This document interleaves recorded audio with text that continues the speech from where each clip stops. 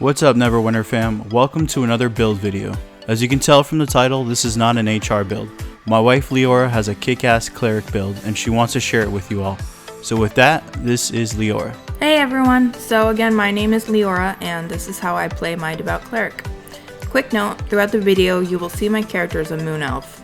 However, that was for previous mods and I will be swapping over to a Wood Elf, which I believe is the best race for the Devout Cleric this mod. It gives you 1500 critical strike, which for healing doesn't have a cap, 2 dex for critical severity, and 2 wisdom for added outgoing healing. Human is also another good choice to go with. So let's cover stat priorities. First you have outgoing healing, then power, then crit severity. So outgoing healing is first. It's the hardest stat to get and you want a lot of it. Power increases the strength of your heal. So this is another stat that you want very high, but don't sacrifice outgoing healing on your comps for power. Critical strike is another one we want a lot of, but again we don't want to sacrifice power for crit.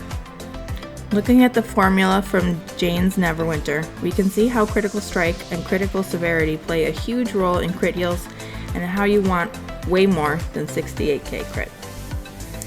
So for gear, I have all successor on, which you get from the chest in the layer of the Mad Mage, and I went with all the pieces that have higher crit, as power is a fixed stat on all the successor pieces. For weapons, I went with the Alabaster set, but more importantly I went with the 10% damage increase to Sacred Flame for the artifact modification on the main hand, mainly from the Mimics and Lom. And for the offhand, I went with 10% crit severity and increased power. For shirt, belt, and rings, I have Protege on for the crit stats. And then I went with the Enchanted Thumb set, which I picked for the stats and not so much for the set bonus. Also, you might be tempted by the 5% outgoing healing from the Tiamat set, but in my opinion, the extra 30k hit points and 4k crit strike you gain from the Thumb set is way better. Also, not to mention that the Tiamat orb is pretty outdated.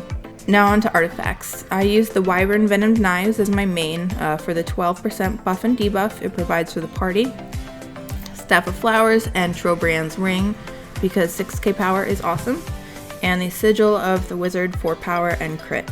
For kits, I went with all power +1s, and then for the rings and stuff on the right, I used stamina +1s.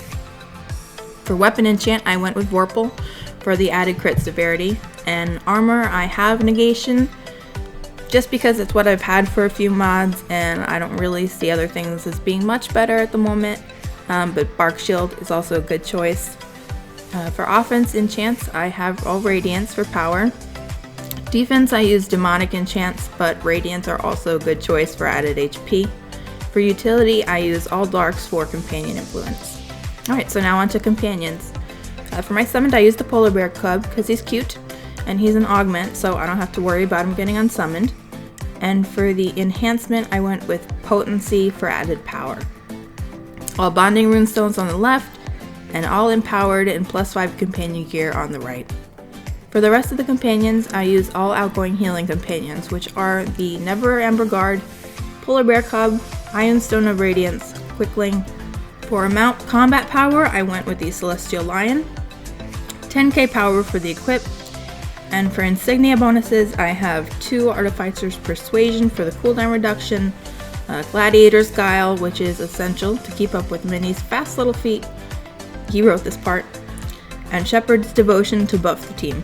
Now for how I play, I don't tend to use my daily that often, I only use it when I need to for Hallowed Ground, so because of that, Berserker's Rage is perfect. While my action points are full, I gain an extra 2500 crit strike.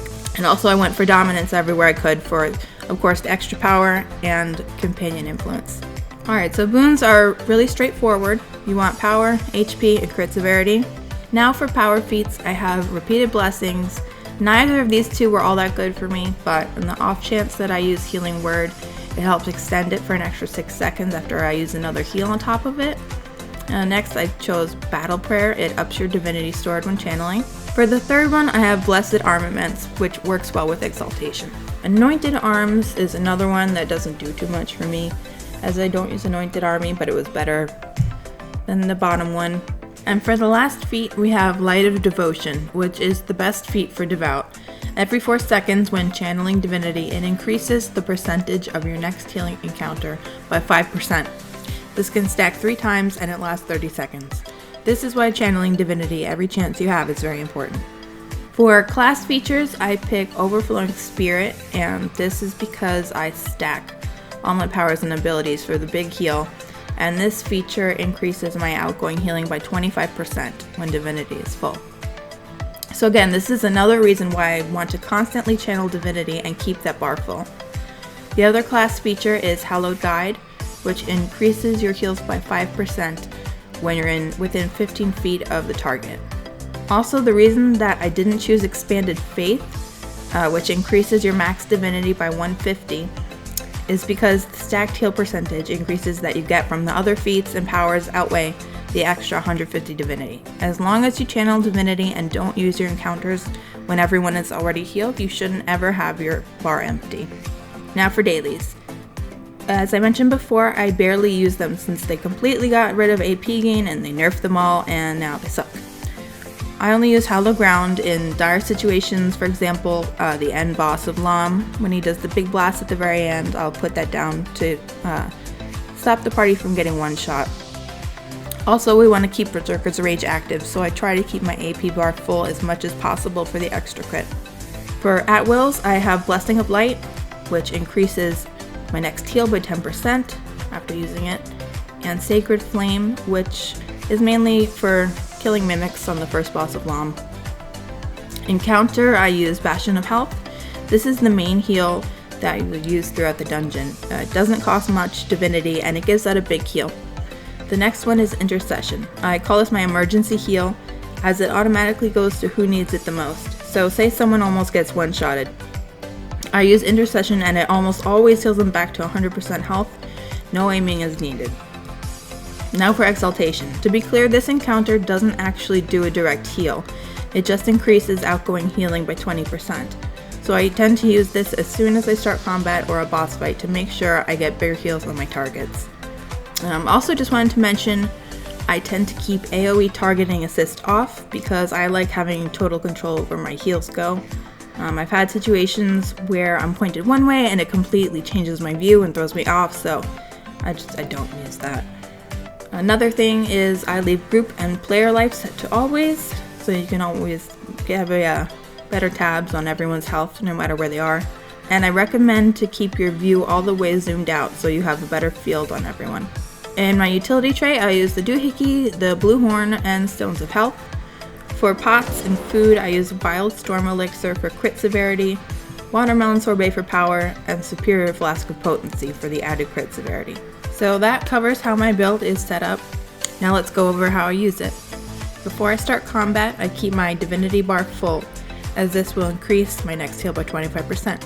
Once combat starts, I stay close to the group. That's an extra 5%. Then I use Blessings of Light at will, which is another 10%. Then Exaltation for 20% more. Now you're ready for Bastion, with a 60% stacked healing bonus. Which, by the way, I have tested thoroughly, they all do stack. When I lined it all up right, I heal for around 500,000 non-crit, but for this 1 million crit heal you see here, I used Intercession instead of Bastion, as this has the highest heal magnitude. Obviously, most players don't need 1 million heals, but it is really helpful if you're running with tanks who can have upwards of 800k hit points. Immediately after you heal, you want to go back to channeling your divinity. For other people in the party, it might look like I'm doing nothing, but I'm always trying to keep my divinity full, as this can also give me a 15% outgoing healing bonus on the next Bastion or Intercession. I hope to have a Mod 17 video once I get my DC going on PC to cover the changes to this build. That about covers it. I hope you enjoy the build and thank you guys for watching.